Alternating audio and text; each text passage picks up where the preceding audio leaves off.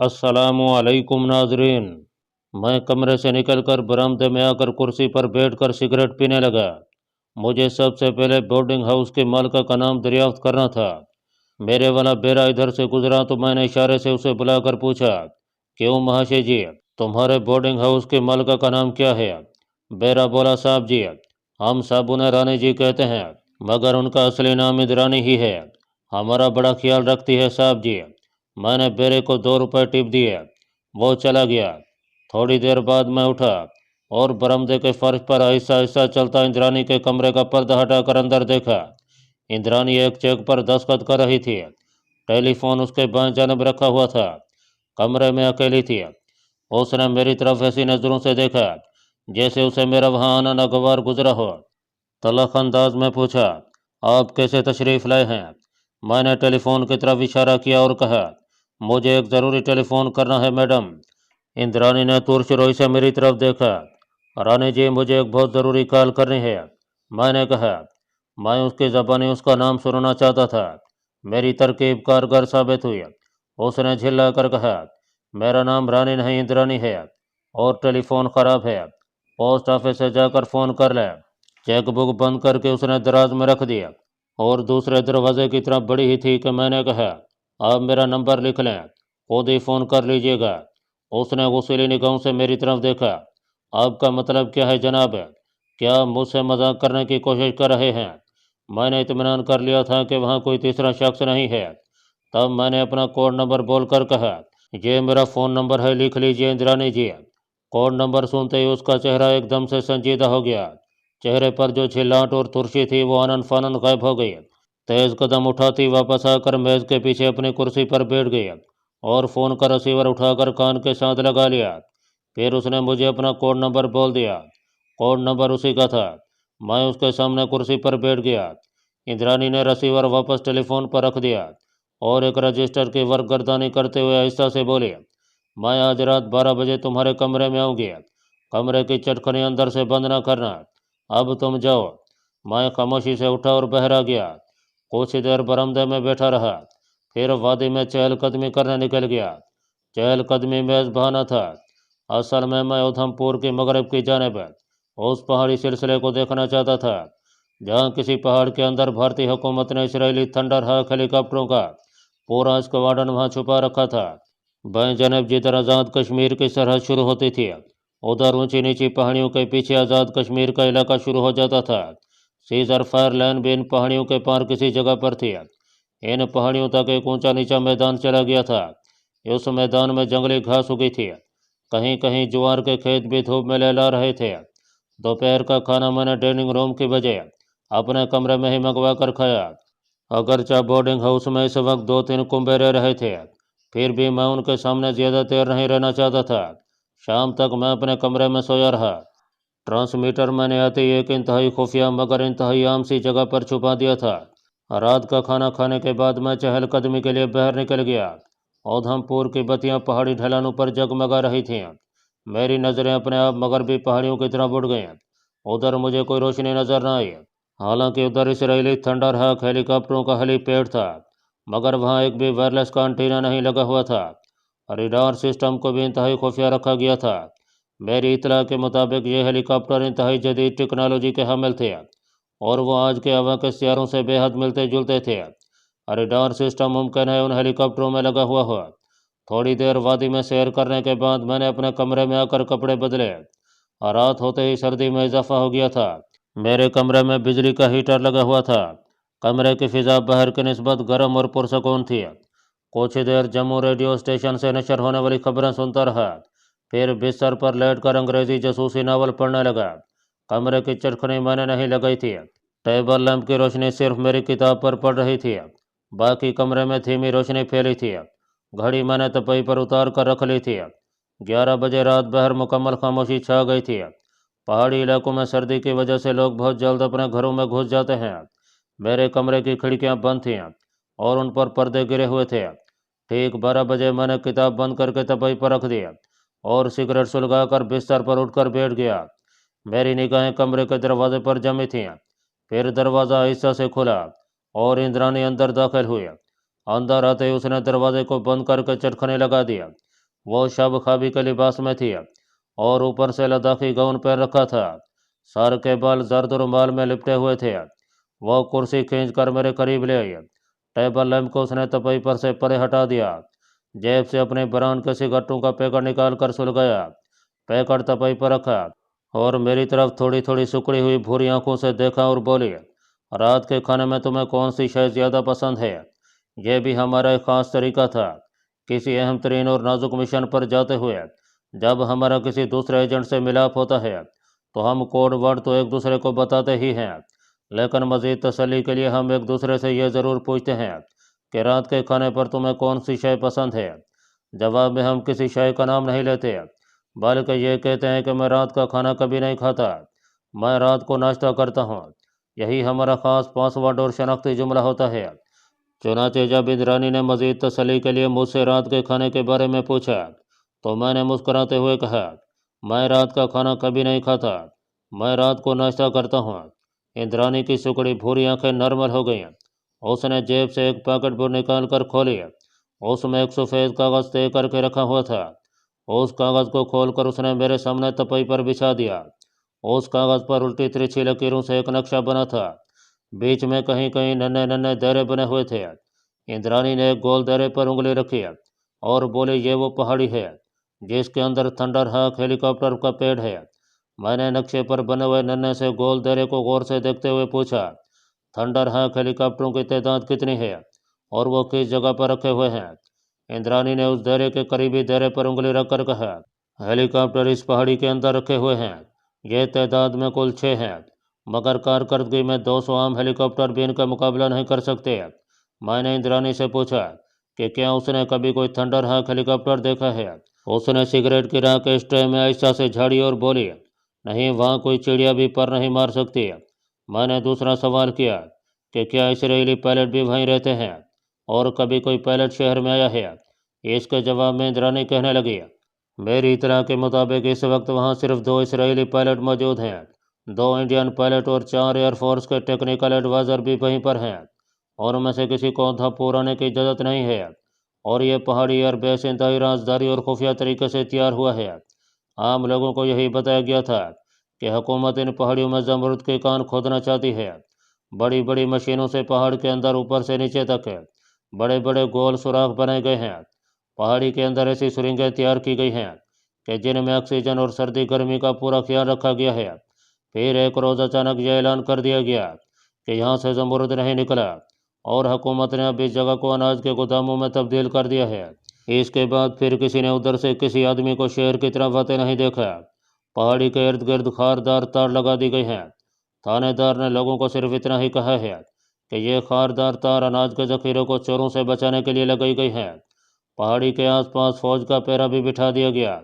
कभी कभी यहाँ लोगों ने हेलीकॉप्टरों को मंडलाते देखा तो वो यही समझे कि गोदाम में से अनाज की बोरियाँ पहाड़ी इलाकों में डिप्लॉय फौजी कंपनियों के मोर्चों तक पहुँचाई जा रही हैं। लेकिन हकीकत ये थी कि इंडियन गवर्नमेंट के महकमा डिफेंस ने यहाँ पहाड़ियों में ज़बरदस्त एयरबेस कायम कर लिया था, जहाँ से हेलीकॉप्टर बिल्कुल अमूदी शक्ल में ऊपर को उड़ते और पहाड़ी के दिहाने से बाहर निकलते हैं, झकोला खाकर मगरब की वादी की तरफ हो जाते हैं। मैंने तहकीकात शुरू कर दी। मेरी सुराग रसानी से मालूम हुआ कि हुकूमत ने पहाड़ियों के अंदर एक खुफिया हेलीपैड तैयार किया है। वहाँ 10-12 हेलीकॉप्टरों के रखने की जगह भी है और यह सब कुछ जंग की सूरत में आज़ाद कश्मीर पर अचानक हवाई हमले की वजह से किया गया है। वक्त गुजरता गया, 6 माह गुजर गए कि एक रोज़ पहाड़ियों की तरफ से हेलीकॉप्टरों की गूंज सुनाई दी। दूर होने की वजह से मुझे यहाँ से कोई हेलीकॉप्टर दिखाई न दिया। आवाज़ से लगता था कि हेलीकॉप्टर जदीद किस्म के हैं। यह शोर नहीं था, सिर्फ हल्की सी गूंज सी जो एक पल के लिए कान के पर्दों को जैसे बंद कर देती थी। मैंने अपने तौर पर मामले की खोज लगाई तो मुझे बताया गया कि पहाड़ी के नीचे 4 इसराइली हेलीकॉप्टर छुपाए गए हैं। ये यकीनन किसी अहम मिशन के लिए रखे गए थे, क्योंकि भारत इसराइल का दोस्त मुल्क है और इसराइल भारत से मिलकर पाकिस्तान के वजूद को कारी ज़रब लगाने के दर पे है। वो पाकिस्तान को फौजी एतबार से हर हालत में कमज़ोर देखना चाहता है, क्योंकि इसराइल और अमेरिका ये जानते हैं कि मुसलमान ममालिक में सिर्फ पाकिस्तान ही ऐसा मुल्क है जिसके लोग जांबाज सरफरोश हैं और इस्लाम के नाम पर कट मरने को हर लहज़ा तैयार रहते हैं। इसराइल अरबों से निमट सकता है, मगर पाकिस्तान का मुकाबला नहीं कर सकता। चुनांचे वो अमेरिका के साथ मिलकर पाकिस्तान के एटमी तवानाई के पुरअमन प्रोग्राम को बर्बाद करने का अज़म रखता है। इंद्रानी ने सिगरेट का हल्का सा कश लगाकर सिगरेट स्ट्रे में मसल दिया। इस बला के औरत ने गोया एक ही सांस में मुझे दरपेश मिशन के बारे में एक एक तफसील बता दी थी। मैंने उससे सवाल किया, उस एयरबेस की पोजीशन क्या है? इंद्रानी ने दूसरा सिगरेट सुलगाते हुए नक्शे पर एक निगाह डाली और बोले, इस वक्त ये मकाम इसराइल के अमरीकी थंडर हॉक हेलीकॉप्टरों का गढ़ बना हुआ है। मेरी ताज़ा तरीन इतला के मुताबिक यहाँ 8 थंडर हेलीकॉप्टर गाइडेड मिसाइलों से लैस बिल्कुल तैयार खड़े हैं। हेलीकॉप्टर के लिए 3 इसराइली वक्फ हैं, एक पायलट, एक इंजीनियर और एक मिसाइल फायर करने वाला।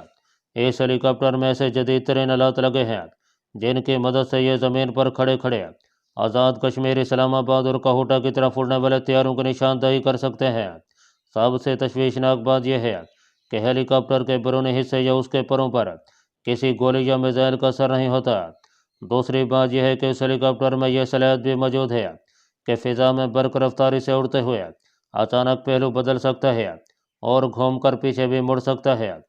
उस थंडर हेलीकॉप्टर में एक ऐसा आला भी लगा है जो अपने पीछे आने वाले गोले का रुख दूसरी तरफ मोड़ देता है, अपने इंजन की गर्मी को यह खलक ठंडक में बदल कर हरारत के रुख पर आने वाले मिसाइल का रुख दूसरी तरफ कर देता है। मैंने कहा, इस एतबार से इस हेलीकॉप्टर को फ़िज़ा में निशाना बनाना बहुत मुश्किल है। इंद्रानी बोली, हाँ, इस हेलीकॉप्टर का सबसे ताकतवर पॉइंट यही है। दूसरी बात यह है कि उसका मिसाइल नीचे ज़मीन पर या फ़िज़ा में ठीक निशाने पर बैठता है। अमरीकी फ़ौज ने अभी तक यह हेलीकॉप्टर इस्तेमाल नहीं किए, लेकिन अमरीका ने इसे इसराइल को सप्लाई कर दिया है ताकि भारतीय हुकूमत की मदद से पाकिस्तान को एटमी तवानाई हासिल करने से बाज रखा जाए। मैंने कहा, लेकिन हम तो एटमी तवानाई बिजली हासिल करने के लिए पैदा करना चाहते हैं, क्योंकि हम तरक्की पजीर मुल्क से ताल्लुक़ रखते हैं और हमारे पास कोयला भी नहीं है, गैस की मकदार थोड़ी है। लामहला हमें अपना कारखाना चलाने के लिए एटमी तवानाई की ज़रूरत है। इंद्रानी ने मेरी तरफ देखा और बोली, तुम मुझसे बहस करने आए हो क्या? मैंने जल्दी से खंगारते हुए कहा, I am sorry Rani, sorry. अब ये बताओ, हमें अपने मिशन का आगाज़ कहाँ से करना होगा और हमारा टारगेट क्या होगा? इंद्रानी ने नक्शे पर नज़रें जमा दी और एक लकीर पर उंगली रखकर कहने लगी, यह जगह एक खुश्क बरसाती नाला है जो उन पहाड़ियों में से होकर गुजरता है। फिर उसने नक्शे को लपेट कर जेब में रख लिया और बोली, बाकी बातें कल उस वक्त होंगी। इस वक्त तो मैं सिर्फ इतना ही बता सकती हूँ कि हमें इन तमाम थंडर हॉक हेलीकॉप्टरों को इन पहाड़ियों में खड़े खड़े इस तरह नकारा करना है कि वो उड़ने के काबिल न रहें। यह काम बहुत जान जोखों का है, मगर वतन पाक की सलामती और इसराइलियों के दांत खट्टे करने के लिए हमें हर हालत में इस मिशन को पूरा करना होगा। क्या तुम मेरे साथ अपनी जान की बाजी लगा सकोगे?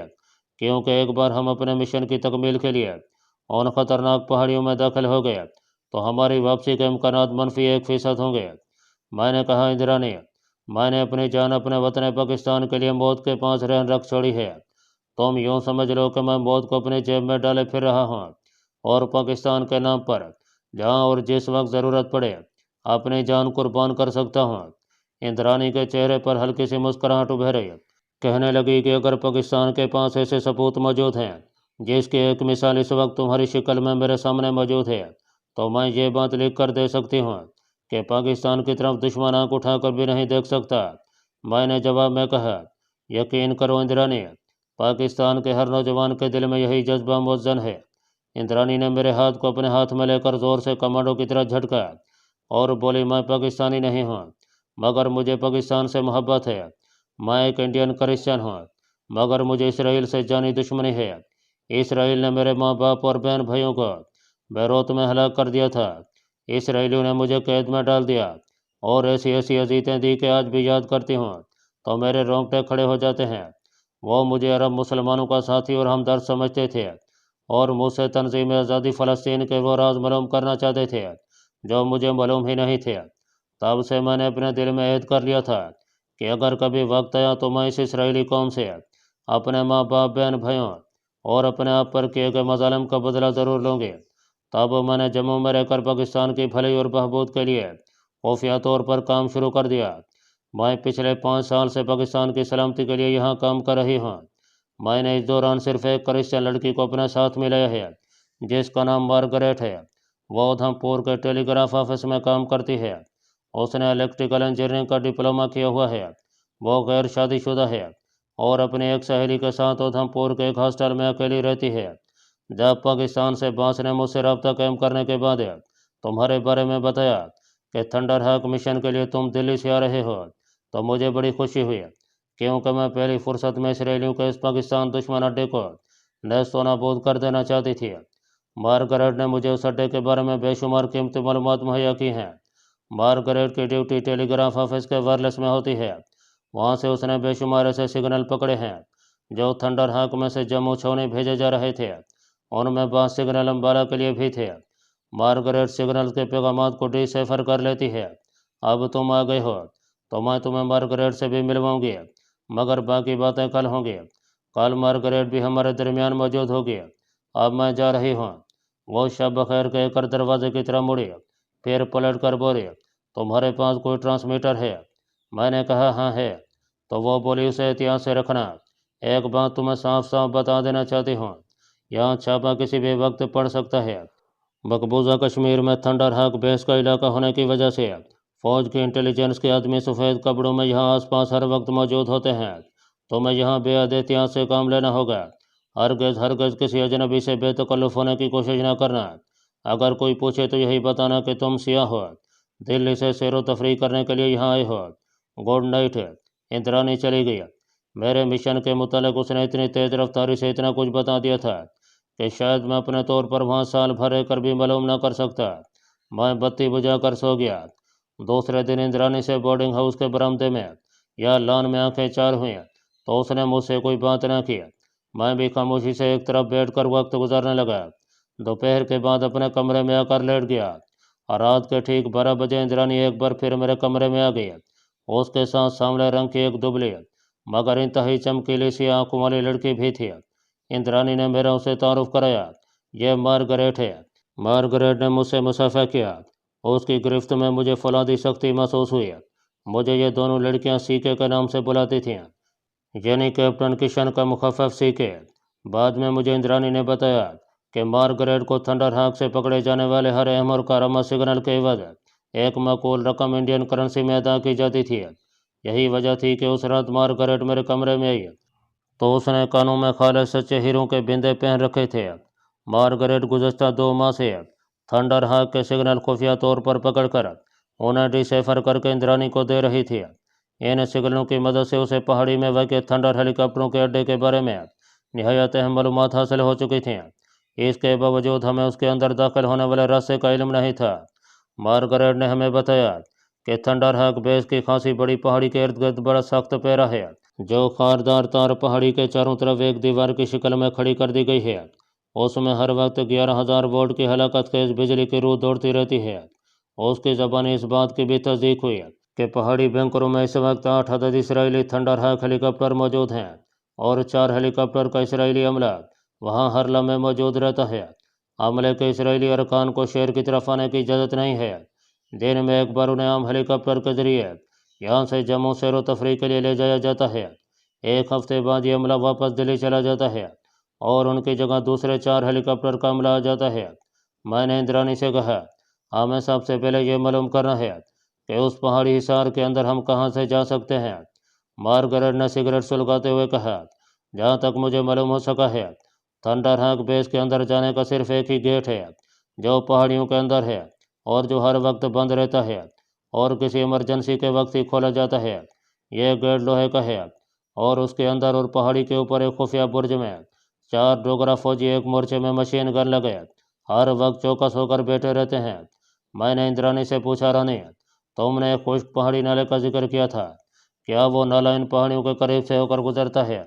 इंद्रानी ने जेब से वही कागज़ पर हाथ से नक्शा बनाया, नक्शा निकाल कर मेज़ पर रख दिया और एक लकीर पर उंगली फेरते हुए बोली, ये वो खुश्क नाला है जो उन पहाड़ियों के साथ होकर आगे कटबटोट की पहाड़ी ढलानों की तरफ जाता है। बरसात के दिनों में यह नाला पानी से भरा हुआ होता है और तूफानी बन जाता है। आजकल यह नाला बिल्कुल खुश्क है। मैंने गौर से नक्शे पर बनी हुई लकीर को देखा। मेरी समझ में कुछ नहीं आ रहा था। वैसे भी लकीर को देखकर नाले का अंदाज़ा नहीं हो सकता था। मैंने इंद्रानी से कहा, मुझे इस खुश्क नाले का खुद जाकर जायजा लेना होगा। इंद्रानी ने मार्गरेट की तरफ देखा। मार्गरेट बोले, उस तरफ जाना खतरनाक है, क्योंकि जब यह नाला थंडर हक बेस की पहाड़ी के करीब से होकर गुजरता है तो भारत इसराइली थंडर हक बेस के खुफिया पहाड़ी मोर्चों में लगे हुए मशीन गनों की जद में होता है। उन मशीन गनों पर बड़ी ताकतवर दूरबीनें लगी हैं, और कोई चूहा भी वहां से गुजरे तो खुफिया मोर्चों में छुप कर बैठे हुए भारतीय फौजी उसे आसानी से देख सकेंगे। यह बातें मेरे लिए नई नहीं थीं। इंद्रानी और मार्गरेट इस हकीकत से बेखबर थीं कि मैं एक सरफरोश कमांडो भी हूँ। मुझे उन पर अपना अक्स डालने की ज़रूरत ही नहीं थी। मुझे दुश्मन के नापाक हरबों को खाक में मिलाना और वतन पाक की हुर्मत और सलमियत को बचाना था।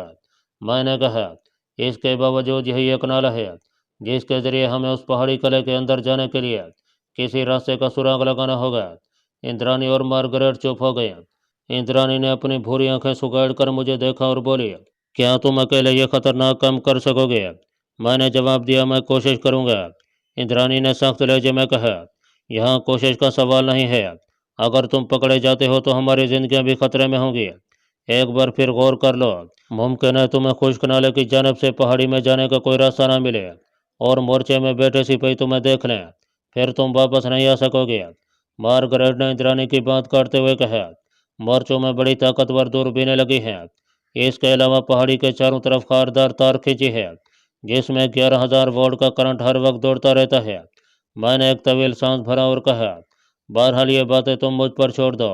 मैं तुम दोनों को इतना यकीन दिलाता हूँ कि अगर मैं रेकी करता हुआ पकड़ा गया तो मेरी ज़बान पर तुम में से किसी का नाम नहीं आएगा।